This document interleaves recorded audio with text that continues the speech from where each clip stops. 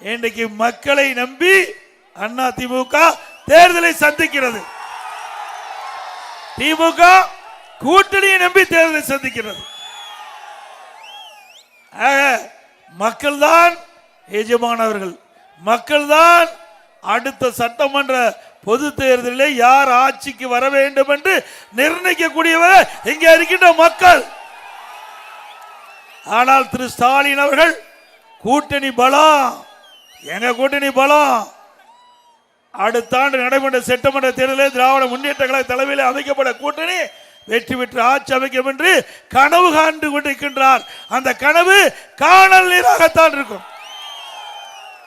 இந்த செய்யார் நகராட்சியிலே குழுமியிருக்கின்ற மக்களை பார்க்கின்ற பொழுது அடுத்த ஆண்டு நடைபெறுகின்ற சட்டமன்ற தேர்தலில் இந்த தொகுதி வெற்றி பெற்று விட்டது என்பதற்கு இங்கு இருக்கின்ற மக்கள் சாட்சி. கிராமத்தில் குறிப்பிடுவாங்க, விளையும் பயிர் முளையிலே தெரியும் சொல்லி. ஒரு ஆட்சிக்கு வருவதற்கு மக்களுடைய எழுச்சியே சான்று. அந்த எழுச்சி இங்கே பார்க்கப்படுகிறது. ஆக அனைத்து இந்திய அண்ணா திராவிட முன்னேற்ற கழகத்தை பொறுத்த வரைக்கும் மக்களுக்காக பொன்மலை செம்மல் புரட்சி தலைவர் எம்ஜிஆர் தீய சக்தி திமுகவை வீழ்த்த வேண்டும் என்பதற்காக தொடங்கப்பட்ட கட்சி. திமுகவை பொறுத்த வரைக்கும் திரு கருணாநிதி குடும்பத்திற்காக அந்த கட்சி இன்றைக்கு தினம் இருக்கின்றது. மக்களுக்கு இருக்கின்ற கட்சி மக்களுக்காக சேவை செய்கின்றது. குடும்பத்துக்காக இருக்கின்ற கட்சி குடும்பத்துக்கு மட்டும்தான் பார்க்குது. இதுதான் அண்ணா திமுகவுக்கு திமுக உள்ள வித்தியாசம். இன்னைக்கு பொன்மலை செம்மல் புரட்சி தலைவர் எம்ஜிஆர், இதே புரட்சி தலைவி அம்மா, இருவரும் தலைவர்கள் மறைந்தாலும் இன்னும் அனைத்து இந்திய அண்ணா திராவிட முன்னேற்ற கழகம் மக்கள் செல்வாக்குள்ள இயக்கமாக இருப்பதற்கு காரணம் மக்களோட மக்களாக அண்ணா திமுக கலந்திருக்கின்றது. அதனால அண்ணா திமுகவை எவராலும் வீழ்த்த முடியாது. எவ்வளவு பொன்மலை செம்மல் புரட்சி தலைவர் எம்ஜிஆர் மறைந்த போதும் திரு கருணாநிதி அவர்கள் அண்ணா திமுகவை வீழ்த்துவதற்கு எவ்வளவோ முயற்சி செய்தார். ஆனால் இதே புரட்சி தலைவி அம்மாவில் அதையெல்லாம் முறியடித்து மீண்டும் பொன்மலை செம்மல் புரட்சி தலைவர் எம்ஜிஆர் ஆட்சியை தமிழகத்திலே நிலைநாட்டினார். அதே போல அம்மாவுடைய மறைவுக்கு பிறகு எவ்வளவு பிரச்சனை நடந்தது என்பது உங்களுக்கு நன்றாக தெரியும். அத்தனையும் மக்கள் துணையோடு, கழக நிர்வாகி துணையோடு இன்றைக்கு திராவிட முன்னேற்ற கழகம் நமக்கு எவ்வளவோ பிரச்சனைகளை உருவாக்கினாலும் அத்தனை பிரச்சனைகளும் தூள் தூளாக்கப்பட்டு அனைத்து இந்திய அண்ணா திராவிட முன்னேற்ற கழகம் பலம் பொருந்திய கட்சியாக இன்னும் இருந்து கொண்டிருக்கின்றது. ஆகவே அனைத்து இந்திய அண்ணா திராவிட முன்னேற்ற கழக ஆட்சி ஒரு பொற்கால ஆட்சி என்பதை இன்றைய தினம் மக்கள் பேசிக் கொண்டிருக்கின்றனர். இந்த செய்யார் தொகுதியை பொறுத்த வரைக்கும் விவசாயம், கைத்தறி இரண்டு தான் பிரதான தொழில். இரண்டு தொழிலும் சிறப்பதற்காக அனைத்து இந்திய அண்ணா திராவிட முன்னேற்ற கழக ஆட்சியில் பல்வேறு நடவடிக்கைகள் நாங்கள் எடுத்திருக்கின்றோம்.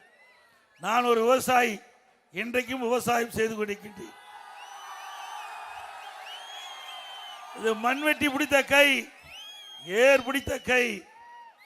நான் விளையாட்டுக்கு சொல்லவில்லை, அனுபவ நீதியாக சொல்லுகின்றேன். இரவுகள் வராமல் உழைக்கின்றவன் விவசாயி, ரத்தத்தை வியர்வையாக சிந்து உழைக்கின்ற விவசாயி தொழிலாளி. இரண்டு பேரும் கடினப்பட்டு உழைத்து இந்த நாட்டு மக்களுக்கு உணவளிக்கின்ற ஜீவன்கள் விவசாயி, விவசாயி தொழிலாளி. அப்படிப்பட்ட தொழில் சிறப்பதற்காக அனைத்து இந்திய அண்ணா திராவிட முன்னேற்ற கழக ஆட்சியில் பல்வேறு திட்டங்களை கொண்டு வந்து நிறைவேற்றி அந்த தமிழகத்திலே வேளாண் பணி சிறந்து விளங்கியதற்கு அடித்தளம் அமைத்த கட்சி அதிமுக கட்சி, அதிமுக அரசாங்கம். சிந்தித்து பாருங்க, ஒரே 5 ஆண்டு 2016 அம்மா கொடுக்கப்பட்ட வாக்குறுதி வெற்றி பெற்றது. பிறகு விவசாயியுடைய பயிர்க்கடன் தள்ளுபடி செஞ்சாங்க. கொரோனா காலம் விவசாயிகள் என்னிடத்திலே முறையிட்டார்கள். அவருடைய கோரிக்கை ஏற்று 2021 ஆண்டு 12,100 கோடி தொடக்க வேளாண் கூட்டுறவு வங்கியிலே விவசாயிகள் வாங்கிய பயிர்க்கடன் தள்ளுபடி செய்த அரசாங்கம் அதிமுக அரசாங்கம். இந்திய வரலாற்றிலேயே 2 முறை 5 ஆண்டு காலத்தில் விவசாயிகளுடைய கடன் தள்ளுபடி செய்த வரலாறு கிடையாது. அந்த வரலாற்றை படைத்த அரசாங்கம் அதிமுக அரசாங்கம். சிந்திச்சு பாருங்க. இதே திரு கருணாநிதி ஆட்சியில் இருக்கின்ற பொழுது விவசாயிகள் தங்களுடைய பம்பு செட்டுக்கு நிர்ணயிக்கப்பட்ட யூனிட் 1 பைசா குறைக்க வேண்டும் போராட்டம் பண்ணாங்க. 1 பைசா. அப்பொழுது மின்கட்டணம், பம்பு செட்டுக்கு மின்கட்டணம் இருந்தது. இங்கே தமிழ்நாடு முழுவதும் விவசாயிகள் மின்கட்டணம் குறைக்க வேண்டும் என்று ஆர்ப்பாட்டம் போராட்டம் நடத்தினார்கள். அப்பொழுது பல பேரை சுட்டு வீழ்த்திய அரசாங்கம் திமுக அரசாங்கம். 1 பைசா குறைப்பதற்கு விவசாயி போராடினார். எங்களுடைய சேலம் மாவட்டம் பெத்தநாயகி பாளையத்தில் 9 பேர் சுட்டு வீழ்த்தப்பட்டாங்க. கோயம்புத்தூர் மாவட்டம் பெருமாநல்லூர்ல இன்றைய தினமும் நினைவு சின்னம் இருக்கின்றது. இந்த அரசு விவசாயிகளுக்கு விரோதமான அரசு என்பதை நேரத்தில் சுட்டிக்காட்ட விளைகின்றேன். விவசாயிகளுக்காக இந்த அரசு என்ன செய்தது இந்த 4 ஆண்டு காலத்தில் சிந்திச்சு பாருங்க. இன்றைக்கு உணவு உற்பத்தியை பெருக்கினால்தான் விலைவாசி குறையும். அந்த உணவு உற்பத்தியை பெருக்கக்கூடிய நபர்கள் விவசாயி தொழிலாளி. அதை அனைத்து இந்திய அண்ணா திராவிட முன்னேற்ற கழக அரசு சரியான பாதையிலே விவசாயிகளை கொண்டு சென்றது என்பதை இந்த நேரத்தில் எண்ணி பார்க்க வேண்டும். அது மட்டும் விவசாயிகளுக்கு மும்முனை மின்சாரம் 24 மணி நேரம் விவசாயிகள் தங்களுடைய பம்பு செட்டை இயக்கலாம். மும்முனை மின்சாரம் கொடுத்தது அண்ணா திமுக அரசு. இன்றைய தினம் ஷிப்ட் முறையில் இன்றைக்கு நம்முடைய விவசாயிகளுக்கு மும்முனை மின்சாரத்தை வழங்கி கொண்டிருக்கின்றார்கள். அது மட்டுமல்ல, இன்னைக்கு விவசாயிகளுக்கு நீர் முக்கியம். ஏரி குளங்கள் பல ஆண்டுகளாக தூர்வாராமல் இருந்தது. மழை காலத்திலே பெய்கின்ற நீர் வீணாக வெளியேறுகின்றது. அதை தடுத்து நிறுத்தி மழை காலத்திலே பெய்கின்ற நீர் முழுவதும் சேமித்து வைப்பதற்காக அண்ணா திமுக ஆட்சியில் குடிமராமத்து திட்டத்தை கொண்டு வந்து நிறைவேற்றி அந்த ஏரி குளங்கள் எல்லாம் ஆழப்படுத்தி அந்த வண்டன் மண் விவசாயிய நிலங்களுக்கு இயற்கை உரமாக பயன்படுத்தி நல்ல விளைச்சல் கிடைத்தது. ஒருபுறம் குடிமராமத்து திட்டத்தின் மூலமாக ஏரி ஆழமாக்கப்பட்டது. பெய்கின்ற மழை நீர் முழுவதும் சேமித்து வைக்கப்பட்டது.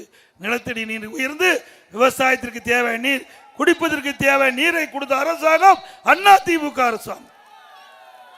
இப்படி பார்த்து பார்த்து விவசாயிகளுக்காக திட்டங்களை தீட்டி அந்த திட்டம் முழுவதும் பயனுள்ள திட்டமாக விவசாயிகளுக்கு அளித்த அரசாங்கம் அண்ணா திமுக அரசாங்கம். அதே போல கைத்தறி நெசவாளர்களுக்கு பல்வேறு திட்டங்களை கொண்டு வந்து நாங்கள் நிறைவேற்றி தந்திருக்கிறோம். விலையில்லா மின்சாரம் கைத்தறி 200 யூனிட், விசைத்தறி 750 யூனிட், நெசவாளர்களுக்கு பசு வீடுகள் கட்டி கொடுத்த அரசாங்கம் அண்ணா திமுக அரசாங்கம். மீண்டும் அண்ணா திமுக ஆட்சி உங்களுடைய மகத்தான ஆதரவின் பேரிலே அடுத்த ஆண்டு நடைபெறுகின்ற தேர்தலில் வெற்றி பெற்று ஆட்சி அமைக்கின்ற பொழுது அனைத்து நெசவாளர் ஏழை மக்களுக்கும் பசு வீடுகள் அற்புதமாக கட்டி கொடுக்கப்படும்.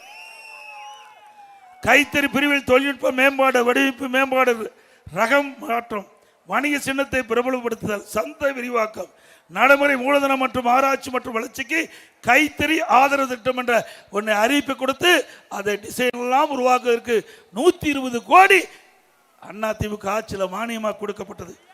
கைத்தறி துணிகள் விற்பனை, கைத்தறி துணிகள் அதிகமாக நெய்யப்பட்டு தேங்கி இருந்த காலத்தில் அந்த கைத்தறி நெசவாளர் கூட்டுறவு சங்கத்தைச் சேர்ந்தவர்கள் எங்களிடத்திலே கோரிக்கை வைத்தார்கள்.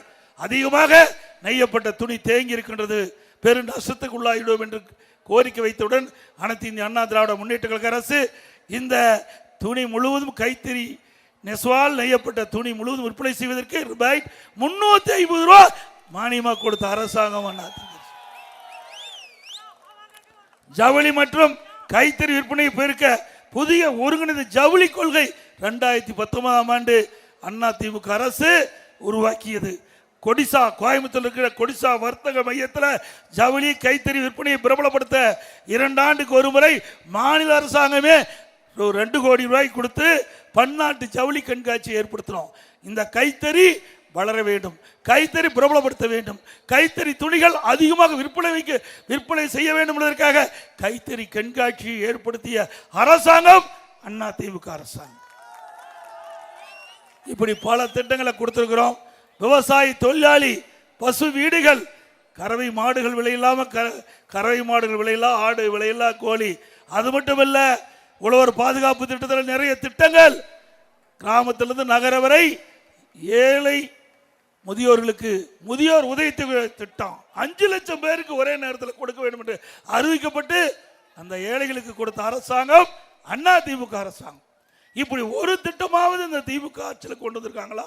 இந்த விவசாயிகளுக்காக விவசாயியுடைய நிலங்கள் பறிக்கப்படும் என்று விவசாய நிலங்கள் பறிக்கப்படுகின்ற பொழுது அதற்கு போராட்டம் நடத்தியவர்களை குண்டர் சட்டத்திலே கைது செய்த அரசாங்கம் விடியா திமுக அரசாங்கம் என்பதை எண்ணி பாருங்க. அது மட்டுமல்ல, இன்றைக்கு எதுல பார்த்தாலும் ஊழல். ஊழல் நடக்காத இடமே இல்லை, ஊழல் நடக்காத துறையே இல்லை. அத்தனை துறையிலும் ஊழல். டாஸ்மாக் ஊழல் உங்களுக்கு அத்தனை பேருக்கு தெரியும். அப்படின்னா யாரு அந்த மந்திரி இருந்தாங்க இருக்கு? செந்தில் பாலாஜி 10 ரூபா மந்திரி. 10 ரூபா மந்திரி தானே. நம்ம எல்லாம் கடைக்கு போகாதீங்கப்பா, தப்பு. ஆனா கடைக்கு போய் பாட்டில் வாங்கினா 10 ரூபாய் அதிகமாக கொடுத்தா தான் அந்த பாட்டில் கொடுக்குறாங்க கடைக்காரன், விற்பனையாளர். அவர்கிட்ட கேட்டா இதெல்லாம் தொலைக்காட்சியில் வந்த செய்தி சொல்றேன், இது மேலிடத்துக்கு போகுது, நீங்க 10 ரூபா கொடுத்தா தான் பாட்டில் கொடுப்பேன்னு கராரா சொல்லி 10 ரூபாய் ஒரு பாட்டிலுக்கு வாங்குறாங்க. ஒரு நாளைக்கு 1.5 கோடி பாட்டில் விற்குது.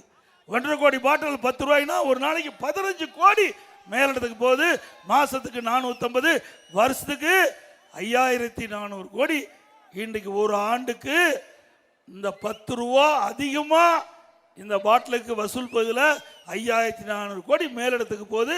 4 ஆண்டுல சுமார் 22,000 கோடி ஊழல் செய்த அரசாங்கம் திமுக அரசாங்கம். இன்றைக்கு அமலாக்கத்துறை கதவு தட்டிட்டு இருக்குது.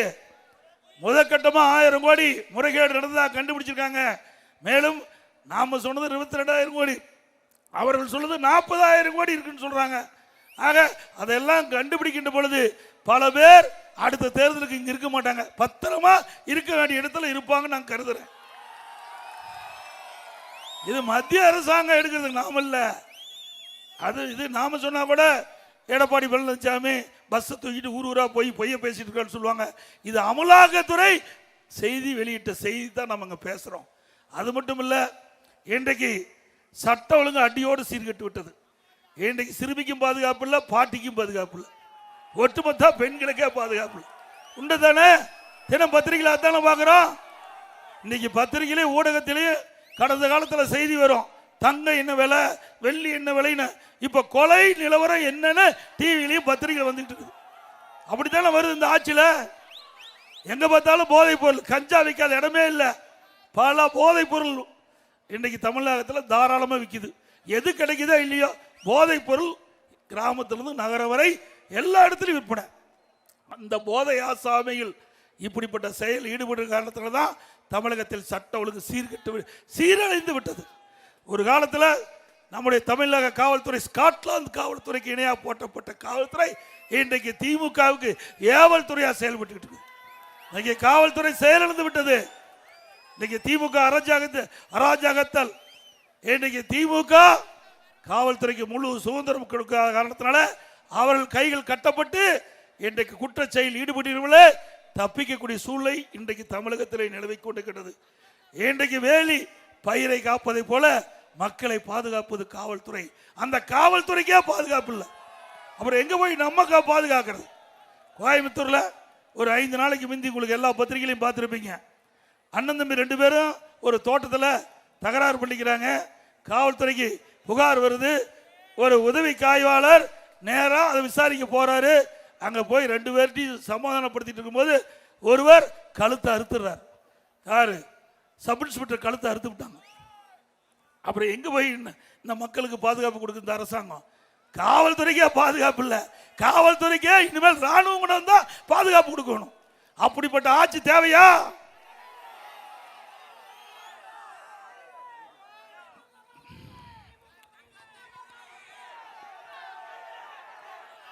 திராவிட முன்னேற்ற கழகம் ஆட்சிக்கு வருவதற்கு முன்னே 525 அறிவிப்புகள் வெளியிட்டாங்க.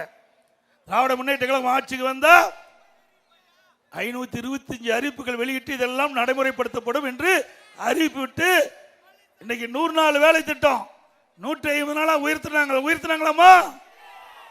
உயர்த்தல. அதோட 100 நாள் வேலை திட்டம் சுருங்கி 50 நாள் ஆகி போச்சு. அவருக்கு கொடுக்கின்ற சம்பளம் இன்னும் முழுமையா கொடுக்கல. ஆளுகிட்டு கட்சி திமுக, ஆனா எதிர்கட்சி ஆகின்ற அண்ணா திமுக மத்தியிலே அதை குறிப்பிட்டு அந்த ஏழைகள் இதை நம்பித்தான் வாழ்ந்து கொண்டிருக்கின்றார்கள். இந்த ஊதியத்தை நம்பி உடனே விடுவிக்க வேண்டும் என்று கேட்டுக்கொண்டதுக்கு முதற்கட்டமா 2,999 கோடி இந்த 100 நாள் வேலை திட்டத்தில் பணிந்து முடிந்த ஏழைகளுக்கு அதிமுக கட்சி வாங்கி கொடுத்தது. கடைசியில் உடம்புல இருக்கிற உறுப்பையும் விட்டு வைக்கல, உடல்ல இருக்கிற உறுப்பையும் விட்டு வைக்கல. நீ மேல் திமுக காரர் நடத்துற மருத்துவமனைக்கு ஜாக்கிரதையா போங்க. போயிட்டு வந்த பிறகு ஸ்கேன் பண்ணி பாருங்க உள்ள நம்ம உறுப்பு இருக்குதா இல்லையான்னு. ஏன்னா திமுக எம்எல்ஏ நடத்துகிற மருத்துவமனையில் கிட்னி முறைகேடாக ஏழை மக்களிடத்து எடுக்கப்பட்டதாக புகார் வந்து எது திமுக ஆட்சி, திமுக எம்எல்ஏ அவருடைய மருத்துவமனையில் ஆய்வு செஞ்சு, அதிகாரிகள் ஆய்வு செஞ்சு முறைகேடு இருப்பதாக சொல்லி அந்த உரிமத்தை ரத்து பண்ணியிருக்கிறாங்க. தப்பு நடந்திருக்குல்ல. யாருடைய அரசாங்கம்? திமுக அரசாங்கம். யாரு? திமுக எம்எல்ஏ. யார் விசாரணை பண்ணது? திமுக அரசு விசாரணை பண்ணுது. யார் அந்த உரிமத்தை ரத்து பண்ணது? திமுக. அப்படின்னா கைது பண்ணணும்ல. சாதாரண கிராமத்தில் ஒரு பிரச்சனைனா உடனே கைது பண்றீங்க. இங்க இருக்கின்ற விவசாயி நிலத்தை எடுக்கிறன்னு போராட்டம் பண்ணா உடனே குண்டர் சட்டத்தில் போடுறீங்க. உறுப்பு மாற்று உறுப்பை திருடுறவர்களுக்கு விடலாமா? அது கண்டுபிடிச்சிட்டாங்க. கண்டுபிடிக்காத இருந்தாலும் பரவாயில்ல, திமுக அரசாங்கமே அதற்கென்று அதிகாரி நியமித்து கண்டுபிடிச்சு முறைகேடு நடப்பதாக எண்ணி அந்த உரிமத்தை, உறுப்பு மாற்று உரிமத்தை ரத்து பண்ணியிருக்காங்க. ஆக கிட்னி கூட விட்டு வைக்க மாட்டாங்க இனிமேல். இன்னைக்கு எதுக்கா போய் கிராமத்து ஆட்டை கடிச்சு மாட்டை கடிச்சு மாட்டை கடிச்சு சொல்லுங்க, மனுஷனை கிடைக்கிற மாதிரி இந்த அரசாங்கம் மனிதரையும் விட்டு வைக்கல. இதே அனைத்து இந்திய அண்ணா திராவிட முன்னேற்ற கழக ஆட்சி. நான் முதலமைச்சர் அந்த காலத்தில் 2 கையும் இல்லாத ஒரு தொழிலாளி என்னை வந்து சந்தித்து எனக்கு 2 கையும் பொருத்த வேண்டும் என்று சொன்னார். நான் எங்க போக 2 கையும் பொருத்த முடியும்? இல்ல மருத்துவர் சொல்றாங்க முதலமைச்சர் முயற்சி பண்ணா கொடுக்கலான்னாங்க. உடனே மக்கள் நல்வாழ்வுத்துறை அமைச்சரை அழைத்து இதற்கு ஒரு டாக்டர் டீமை போட்டு விசாரிச்சு அவர் உடம்புல டெஸ்ட் பண்ணி இறந்தவர் உடலிலிருந்து 2 கையும் வெட்டி அவருக்கு பொருத்தி இன்றைக்கு நலமோடு வளமோடு கல்யாண திருமணமாகி குழந்தையோடு இருக்கிறார். அண்ணா திமுக ஆட்சியில் கையில்லாத போனா கையோட வரலாம். திமுக ஆட்சியில் இன்றைக்கு கால்பந்து வீராங்கனை உடல்நிலை சரியில்லைன்றது, காலில் பிரச்சனைக்குன்னு மருத்துவமனைக்கு போய் உயிரோட போனையும் உயிர் இல்லாத வர முடியும். அப்படித்தான் திமுக ஆட்சியில் இருக்குது.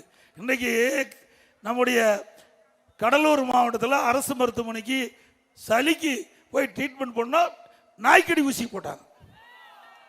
இன்னைக்கு வரும்போது சொன்னார் அருமை சகோதரர், நம்முடைய மாவட்ட செயலாளர் அருமை சகோதரர் முக்கு சுப்பிரமணியம் சொன்னாங்க, இங்க இருக்கிற மருத்துவமனையில் டாக்டர் கிடையாது, நர்ஸ் கிடையாது, மருத்துவ உதவியாளர் கிடையாது, மெயின்டெனன்ஸ் இல்லை. அவ்வளவு மோசம். அண்ணா திமுக ஆட்சி இருக்கின்ற பொழுது இங்கே இந்த பிரசவ வார்டு, அதாவது அற்புதமா அதுக்காக நிதி ஒதுக்கீடு செஞ்சு நாங்கள் அண்ணா திமுக ஆட்சியில் சிறப்பாக செயல்பட்டோம். அதெல்லாம் இன்னைக்கு முடங்கி கிடக்குது. மீண்டும் அனைத்து இந்திய அண்ணா திராவிட முன்னேற்ற கழக ஆட்சி வழங்குகின்ற பொழுது இந்த மகப்பேறு மருத்துவமனை மிக சிறப்பாக செயல்படும். இதெல்லாம் ஏழைகளுக்காக கொண்டு வந்த திட்டம், அதையெல்லாம் முடக்கியிருக்காங்க. அதே போல கிராமத்திலிருந்து நகர வரை ஏழை மக்கள் அதிகமாக வசிக்கிற பகுதியை தேர்ந்தெடுத்து அம்மா மினி கிளினிக் கொண்டாந்தோம். 2000 அம்மா மினி கிளினிக் கொண்டாந்தோம். ஒவ்வொரு அம்மா மினி கிளினிக்கும் ஒரு டாக்டர், எம்பிபிஎஸ் டாக்டர், ஒரு நர்ஸு, ஒரு மருத்துவ உதவியாளர் நியமிக்கப்பட்டு சிறப்பாக செயல்பட்டு இருந்தது. அங்கே ஏழை மக்கள் அந்த அம்மா மினி கிளினிக்கு போய் சிகிச்சை பெற்றுவாங்க. அது கூட பொறுக்க முடியாத அதையும் ரத்து பண்ணார் திரு ஸ்டாலின் அவர்களே. மீண்டும் மக்களுடைய ஆதரவோடு அண்ணா திமுக ஆட்சி மலரும். அப்பொழுது 2000 அம்மா மினிக்கில் 4000 அம்மா மினிக்கிலுக்கு திறக்கப்படும். கிராமத்தில் இருக்கிற மக்களுக்கு நல்ல சிகிச்சை கொடுக்கப்படும். நீ எதை மூடுறியோ அதெல்லாம் அண்ணா திமுக திறக்கப்படும். அதுபோல எதிர்த்த திட்டத்தை அண்ணா திமுக மக்களுக்காக கொண்டு வந்த திட்டத்தை, பல திட்டத்தை நீங்க ரத்து பண்ணியிருக்கிறீங்க. அனைத்து திட்டங்களும் மீண்டும் அண்ணா திமுக ஆட்சி வளர்ந்தவுடன் தொடரும் என்று இந்த நேரத்தில் தெரிவித்து, மக்களை காப்போம், தமிழகத்தை மீட்போம்.